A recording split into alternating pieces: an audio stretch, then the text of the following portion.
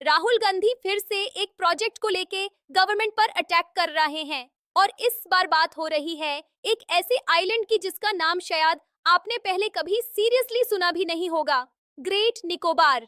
उनका कहना है कि ये प्रोजेक्ट एनवायरनमेंट के लिए डिजास्टर है, ट्राइबल कम्युनिटीज के लिए थ्रेट है और गवर्नमेंट बिना प्रॉपर कंसल्टेशन के एक मैसिव इकोलॉजिकल डैमेज करने जा रही है। लेकिन दूसरी साइड क्या कह रही है? गवर्नमेंट बोल रही है कि ये प्रोजेक्ट इंडिया के फ्यूचर के लिए गेम चेंजर हो सकता है, स्ट्रेटेजिक भी, इकोनॉमिक भी और ग्लोबल लेवल पर इंडिया की पोजीशनिंग को कंप्लीटली चेंज करने वाला। तो सच क्या है? ये प्रोजेक्ट डेवलपमेंट का मास्टर स्ट्रोक है या एक इकोलॉजिकल ब्लंडर? चलिए स्टेप बाय स्टेप समझते हैं। सबसे पहले समझते हैं ग्रेट निकोबार है क्या। ग्रेट निकोबार इंडिया का सदर्न मोस्ट आइलैंड है, अंडमान एंड निकोबार आइलैंड्स का पार्ट। और ये लोकेशन इतनी इंपॉर्टेंट है कि अगर आप मैप पे देखें तो ये बिल्कुल उस जगह के पास है जहां से दुनिया का सबसे बिजी शिपिंग रूट गुजरता है, मलाक्का स्ट्रेट। अब यहाँ से हर साल लाखों शिप्स गुजरती हैं, ऑयल, गुड्स, ग्लोबल ट्रेड का एक बड़ा हिस्सा। और अभी क्या होता है, इंडिया का कार्गो भी काफी बार सिंगापुर या कोलंबो जाके ट्रांसशिपमेंट होता है। मतलब इंडिया अपना ही माल दूसरे देशों के पोर्ट्स यूज करके हैंडल करता है। गवर्नमेंट का प्लान है कि ग्रेट निकोबार को एक ऐसा मेगा हब बनाया जाए जहां ये सब डायरेक्टली इंडिया में ही हो और यहीं से शुरू होता है ये मेगा प्रोजेक्ट। इस प्रोजेक्ट के अंदर प्लान है एक मैसिव ट्रांसशिपमेंट पोर्ट बनाने का गैलाथिया बे में, एक इंटरनेशनल एयरपोर्ट जो सिविलियन और मिलिट्री दोनों यूज के लिए होगा, एक कंप्लीटली नया टाउनशिप जहां आने वाले टाइम में लाख लोग रह सकते हैं और साथ में रोड्स, पावर इंफ्रास्ट्रक्चर और पूरा इकोसिस्टम। कॉस्ट लगभग 70,000 से 80,000 करोड़ रुपीस। अब आप सोच रहे होंगे इतना बड़ा प्रोजेक्ट है तो ऑब्वियसली कुछ बड़ा बेनिफिट भी होगा। और हाँ, यहाँ गवर्नमेंट का स्ट्रॉन्गेस्ट आर्गुमेंट आता है स्ट्रेटजी। देखिए, इंडो पैसिफिक रीजन अब ग्लोबल पावर पॉलिटिक्स का सेंटर बन चुका है और चाइना ऑलरेडी अग्रेसिवली पोर्ट्स और इंफ्रास्ट्रक्चर डेवलप कर रहा है, श्रीलंका से लेके ग्वादर तक।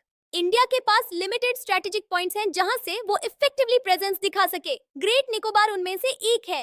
अगर यहाँ एक स्ट्रॉन्ग पोर्ट और एयरबेस डेवलप होता है तो इंडिया डायरेक्टली मलक्का स्ट्रेट के पास एक पावरफुल पोजीशन ले सकता है। सिंपल लैंग्वेज में ये सिर्फ डेवलपमेंट प्रोजेक्ट नहीं है, ये जियोपॉलिटिकल मूव है। लेकिन यहीं पर राहुल गांधी और एनवायरमेंटल ग्रुप्स का कंसर्न शुरू होता है। उनका कहना है कि ये प्रोजेक्ट एक इकोलॉजिकल नाइटमेयर बन सकता है क्योंकि ग्रेट निकोबार कोई एम्प्टी लैंड नहीं है, ये एक डेंस ट्रॉपिकल रेन फॉरेस्ट है जहां बायोडाइवर्सिटी एक्सट्रीमली रिच है, रेयर स्पीशीज रहती हैं और सबसे इम्पोर्टेंट, यहाँ लेदरबैक टर्टल्स के नेस्टिंग साइट्स हैं जो दुनिया की सबसे बड़ी और इंडेंजर्ड सी टर्टल्स में आती हैं। एस्टिमेट्स के अकॉर्डिंग इस प्रोजेक्ट के लिए लाखों ट्रीज कट किए जा सकते हैं और सिर्फ ट्रीज नहीं, पूरा इकोसिस्टम डिस्टर्ब होगा। फिर आता है ट्राइबल इशू। यहाँ पर शोम्पेन ट्राइब रहती है जो एक पर्टिकुलरली वल्नरेबल ट्राइबल ग्रुप है, मतलब ऑलरेडी एक्सट्रीमली आइसोलेटेड और सेंसिटिव कम्युनिटी। क्रिटिक्स का कहना है कि जब आप इतनी लार्ज स्केल डेवलपमेंट लेके आते हो, रोड्स, आउटसाइडर्स, पॉपुलेशन इन्फ्लक्स, तो ऐसे ट्राइब्स का एग्जिस्टेंस खतरे में आ जाता है। हिस्ट्री ये बताती है कि ऐसे केसेस में डिजीजेस, कल्चरल डिसरप्शन और डिस्प्लेसमेंट का रिस्क रियल होता है। और फिर एक और एंगल है जो लोग भूल जाते हैं, डिजास्टर रिस्क। ये वही रीजन है जहां 2004 का सुनामी आया था जिसमें निकोबार आइलैंड्स काफी बैडली हिट हुए थे। तो क्वेश्चन ये है, क्या इतने सेंसिटिव सीस्मिक जोन में इतना बड़ा इंफ्रास्ट्रक्चर बनाना सेफ है?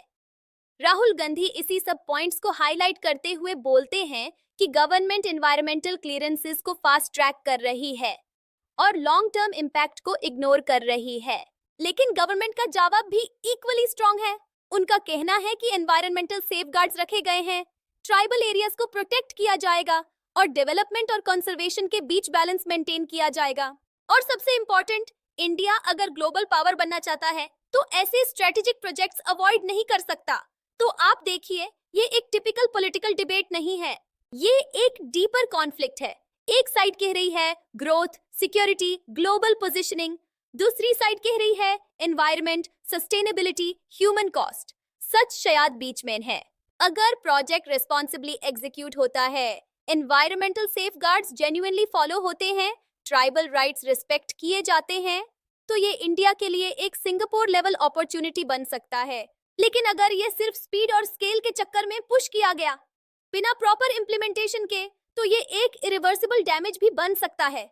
और ऑनेस्टली इंडिया का ट्रैक रिकॉर्ड मिक्स्ड रहा है ऐसे प्रोजेक्ट्स में, इसलिए ये डिबेट इंपॉर्टेंट है, क्योंकि ये सिर्फ ग्रेट निकोबार की स्टोरी नहीं है, ये इंडिया के फ्यूचर डेवलपमेंट मॉडल की स्टोरी है। क्या हम फास्ट ग्रो करेंगे चाहे कॉस्ट कुछ भी हो, या हम स्मार्ट ग्रो करेंगे जहां ग्रोथ और सस्टेनेबिलिटी दोनों साथ चलें? और ये डिसीजन सिर्फ गवर्नमेंट का नहीं है, ये पब्लिक अवेयरनेस और प्रेशर से भी शेप होता है। तो नेक्स्ट टाइम जब आप राहुल गांधी या किसी भी लीडर को इस प्रोजेक्ट पर बोलते हुए देखें, या ब्लाइंडली सपोर्ट करें या ओपोज करें, उससे पहले ये समझ लीजिए कि ये इश्यू ब्लैक एंड व्हाइट नहीं है, ये ग्रे है और काफी कॉम्प्लेक्स है।